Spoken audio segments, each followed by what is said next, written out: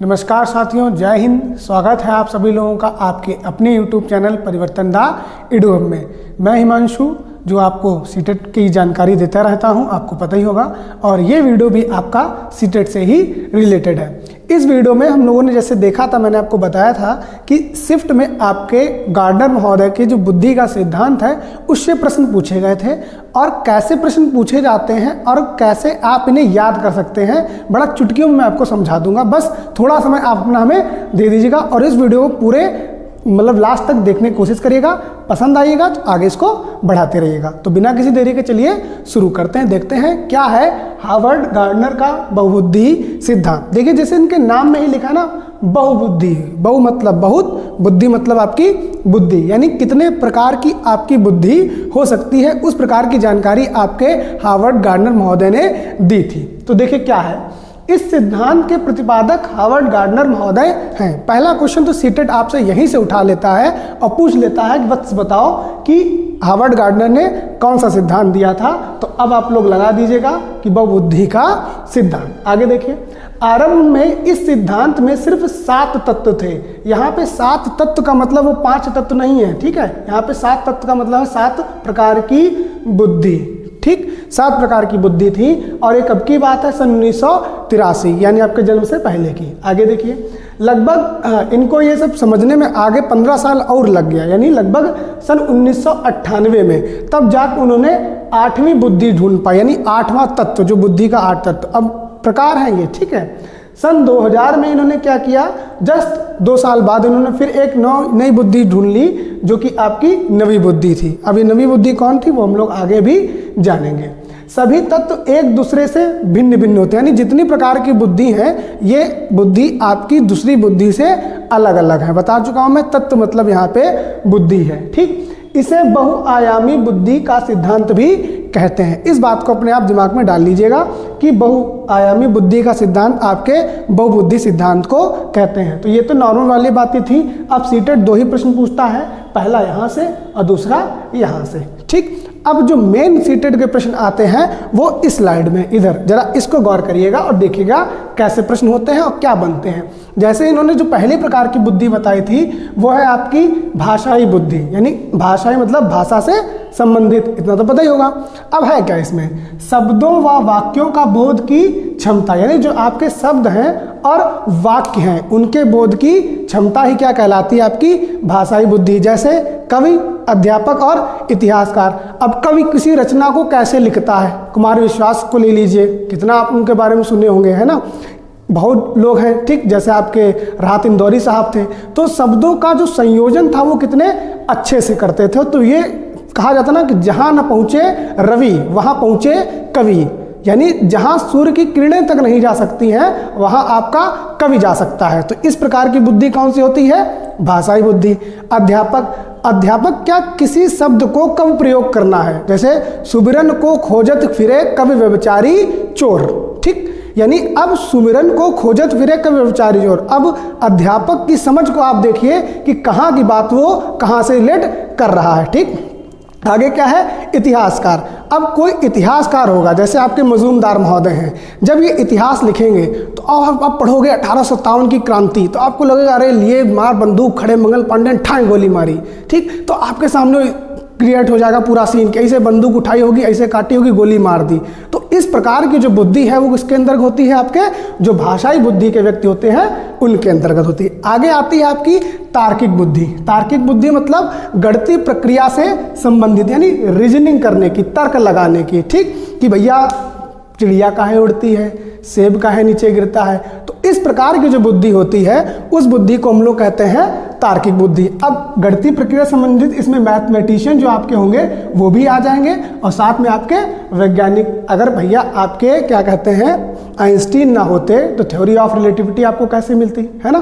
तो उनका जो तर्क था, रीजनिंग था, वही आज हम लोग झेल रहे हैं। बाकी आप लोग समझ गए होंगे। आगे देखते हैं स्थानिक बुद्धि। स्थानिक बुद्धि मतलब कल्पना शक्ति, ठीक।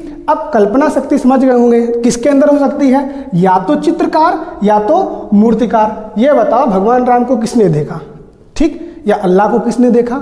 ठीक है। लेकिन तब भी उनके आप देखोगे ना, नया वर्ष लगा है चाहता हूँ आप सभी लोगों को नव वर्ष की हार्दिक शुभकामनाएं। थोड़ा सा देर में समझ में आया मुझे भी, ठीक। तो अब नया वर्ष लगा है, नया वर्ष में सबके यहाँ ये भारी भारी कैलेंडर आएंगे, ठीक। किसी में कृष्ण जी बांसुरी बजा रहे होंगे, किसी में कृष्ण जी मटकी लिए घूम रहे होंगे। तो ये सब क्या कृष्ण जी को किसी ने देखा था? नहीं, ये सब क्या है? कल्पना शक्ति है। उन्होंने सोचा कि कृष्ण जी ऐसे दिखते होंगे, श्याम वर्ण होगा उनका, है ना। तो ये किसके अंदर आ सकता है? चित्रकार के अंदर। मूर्तिकार कितनी बड़ी बड़ी मूर्तियां बना देते हैं, सोच के बनाते हैं ना कि ये मूर्ति बनने के बाद ऐसे ही दिखेगी। तो इस प्रकार की जो बुद्धि होती है उसे हम लोग कहते हैं स्थानिक बुद्धि, ठीक है। सीटेट कैसे प्रश्न पूछता है कि एक चित्रकार में से निम्न से किसकी बुद्धि होगी? भाषाई बुद्धि होगी, तार्किक बुद्धि होगी, स्थानिक बुद्धि होगी, या आपकी शारीरिक बुद्धि होगी? तो चित्रकार के अंदर स्थानिक बुद्धि होगी। अब आप समझ जाइएगा, आगे देखिए। आगे है आपकी शारीरिक बुद्धि। शारीरिक बुद्धि मतलब शारीरिक क्षमता का विकास। ये जो बुद्धि वाले व्यक्ति होते हैं उनके पास वाली बुद्धि कम होती है। कैसे?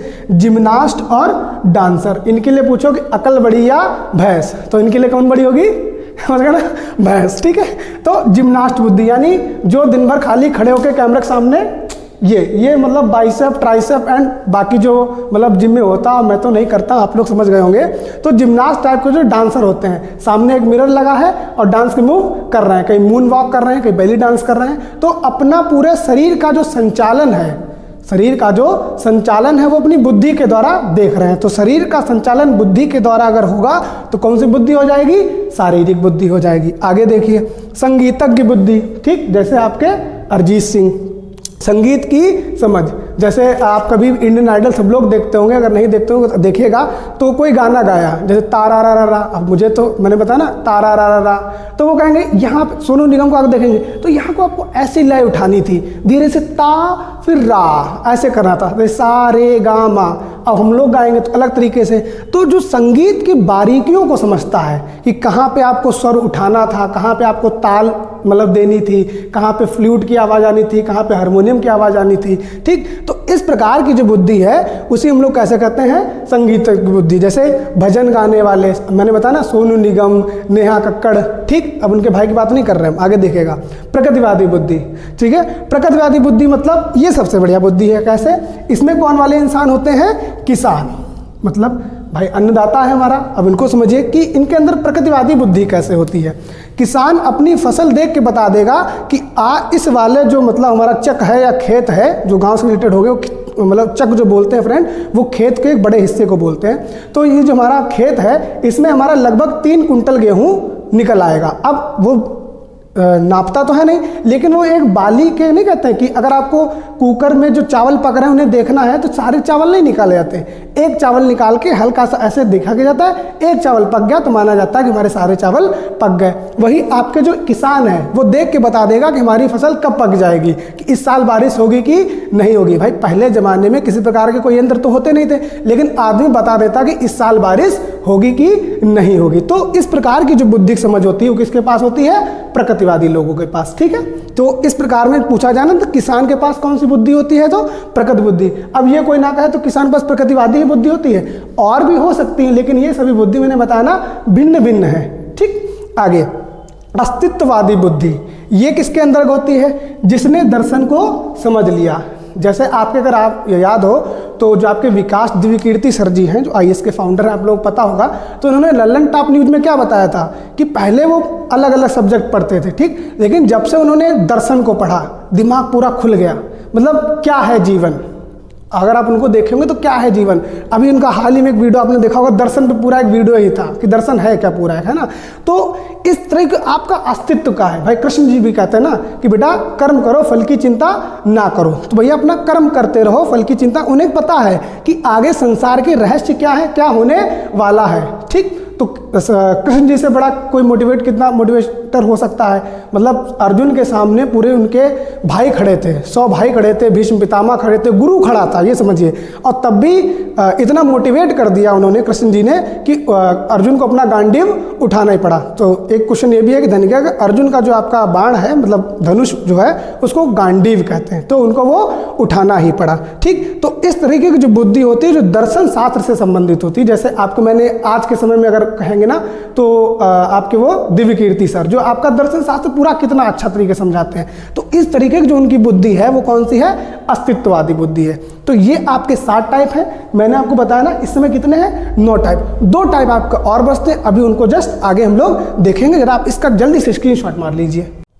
तो आगे की जो 2 बुद्धियां हमारी बचे रखी थी उनको भी हम लोग समझ लेते हैं। देखते हैं क्या है अंतर विषयक बुद्धि यानी इंटरपर्सनल। देखिए फ्रेंड्स, ये एक चीज ध्यान रखिएगा आपको कि इंटरपर्सनल और दूसरी आपकी इंट्रापर्सनल, थोड़ा आप इनमें कोरिलेट रखिएगा। क्यों? क्योंकि सीटेड जो आपके हिंदी वर्ड है इनमें बहुत गेम खेलता है, यानी वो आपको खिलवाड़ कर देगा आपके साथ, ठीक, आपके नंबरों के साथ। तो जरा मैंने इसलिए बाकी बुद्धियों में देखिए इंग्लिश नहीं लिखी थी, क्योंकि वहाँ आप संगीतक की बुद्धि, भाषाई बुद्धि और शारीरिक बुद्धि इन सब में समझ जाएंगे। लेकिन यहाँ जो 2 हिंदी के वर्ड है ना, इनमें खिलवाड़ होता है, ठीक है। तो आप इंटरपर्सनल और इंट्रापर्सनल दोनों को ध्यान रखिएगा। इंटरपर्सनल जब आ जाए तो समझिए किसी की जिंदगी में आप इंटरफेयर कर रहे हो, यानी किसी दूसरे व्यक्ति की बात हो रही है। और जब इंट्रापर्सनल, इंट्रा मतलब स्वयं का, ठीक। चलिए अब देखिए इस चीज को, इंटरपर्सनल बुद्धि क्या है, ठीक है। यह बुद्धि अन्य व्यक्ति के संवेग, भावना आदि को समझने में सहायता करती है। यानी बात ये हो रही है कि जो आपकी इंटरपर्सनल जो इंटेलिजेंस होती है वह उन लोगों के अंदर होती है जो आपके सामने बैठ के आपका इंटरव्यू लेते हैं, ठीक। जैसे आप देखते होंगे जब आपका इंटरव्यू चलता है किसी चीज का, तो आपके व्यक्ति जो सामने बैठे हैं वो आपकी हर चीज पे हरकत करेंगे। कोई एक ऐसा प्रश्न डालेंगे जिससे आप बौखलिया जाओ, मतलब थोड़ा आपका दिमाग इधर उधर हट जाए। अब वो ये देखने चाहेंगे कि आप उस सिचुएशन में कैसे आप अपने संवेग को प्रदर्शित कर रहे हो। संवेग मतलब कि आप चिंता में हो, भय में हो, समझ में हो, सोच में हो। आपने बहुत सारे इंटरव्यू देखे होंगे जिसमें कहा जाता है कि आप मतलब आपके सामने एक ऐसी सिचुएशन है जिसमें आपको व्यक्ति को गोली ही मारनी है। तो आप बताओ, आप अपने बंधन में, मतलब आप एक IAS ऑफिसर हो, बंधन में रह के गोली मारोगे कि छोड़ दोगे उसको, मतलब दोनों चीज कंडीशन है।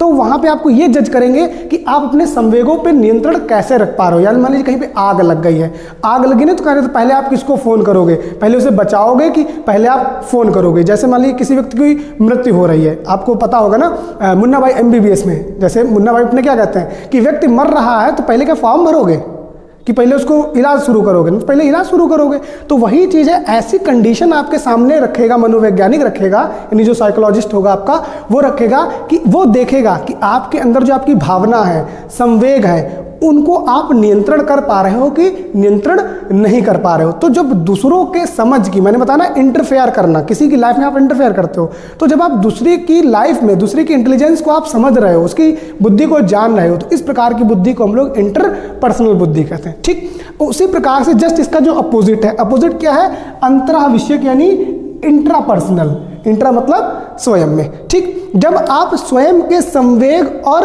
मूल प्रवृत्तियों पर क्या करते हो, तो कंट्रोल कर लेते हो, ठीक। जैसे आपके श्री कृष्ण को अगर आप याद हो, जिन्होंने श्री कृष्ण का रोल किया था, मुझे उनका नाम नहीं याद आ रहा है, उन्होंने अपने एक इंटरव्यू में कहा था, उनसे उन्होंने मतलब अपने डायरेक्टर से पूछा था कि ये बताइए जो श्री कृष्ण है वो हमेशा मुस्कुराते क्यों रहते हैं। तो मतलब चाहे कोई भी कंडीशन हो, मतलब भांजा जान रहे हैं कि भांजा आज युद्ध में शहीद होगा, ठीक, तब भी मुस्कुरा के कहते हैं, सब कहते हैं विजय भव, और वो क्या कहते हैं आपके कि मतलब याद नहीं आ रहा इसमें, उन्होंने कहा था आप मतलब उत्तम भव, मतलब आपका जो यश है, हाँ यशस्वी भव, याद आ गया। सबने कहा था विजय भव और उन्होंने कहा था यशस्वी भव। तब उनकी जो बहन थी यानी जो माता थी, उन्होंने पूछा भी था कि सबने कहा विजय भव, आपने कहा ऐसा। तो उन्होंने बताया था कि यश जो है वो कभी भी मरता नहीं है, ठीक। विजय आदमी आज हो जाएगा लेकिन यश की कीर्ति हमेशा बखान होती है। तो ये है श्री कृष्ण बुद्धि, आप ऐसा समझ सकते हो, जिन्हें अपने संवेग और मूल प्रवृत्तियों पर पूरा क्या है, कंट्रोल है। हर एक मतलब कैसी भी कंडीशन हो, आप उनके मुख पे हल्की सी मुस्कान हमेशा पाएंगे ही पाएंगे। कोई भी आप उनकी चित्र या कोई भी उनकी मूर्ति देख लीजिए, एक हल्की सी मुस्कान उनके ऊपर मिलेगी ही मिलेगी, ठीक। जैसे आपने सॉन्ग भी सुना होगा, तेरी मंद मंद मुस्कुनिया पे बलिहार सावरे। तो इस टाइप की जो बुद्धि है यानी इंट्रापर्सनल, जिस व्यक्ति को अपने स्वयं के भावनाएं, संवेग, मूल प्रवृत्तियों पर कंट्रोल रहता है, उसके अंदर आपकी इंट्रापर्सनल बुद्धि रहती है। तो ये आपका हार्वर्ड गार्डनर बुद्धि का सिद्धांत बिल्कुल देसी तरीके से समझाया गया आपको। आप एक बार जब वीडियो को बहुत मतलब 2x की स्पीड में देखिएगा, चुटकियों में आपको समझ में आ जाएगा, आप खुद इससे अच्छा अपने एग्जाम्पल बताने की कोशिश करेंगे। और ऐसे ही वीडियो पाने के लिए और मज़ेदार फैक्ट जानने के लिए हमारे YouTube चैनल को सब्सक्राइब कर लीजिएगा, वीडियोस को ज़्यादा से ज़्यादा शेयर करिएगा। धन्यवाद।